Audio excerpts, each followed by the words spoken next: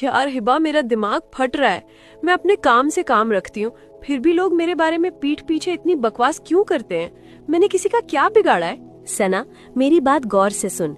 जब लोग पीठ पीछे बात करें तो समझ जा तो उनसे बहुत आगे है।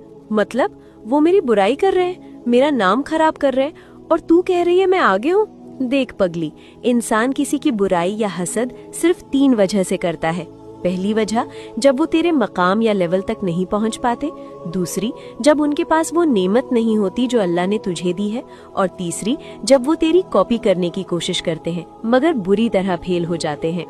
अल्लाह, मैंने तो कभी ऐसे सोचा ही नहीं। ये उनकी नफरत नहीं, तेरी कामयाबी का सबूत है। बस इग्नोर कर और मुस्कुराकर निकल जा। सच में यार, तूने तो मेरा पूरा बोझ हल्का कर दिया। अगर लोग आपकी भी बुराई करते हैं तो कमेंट्स में अल्हम्दुलिल्लाह लिखिए और आगे बढ़ जाइए।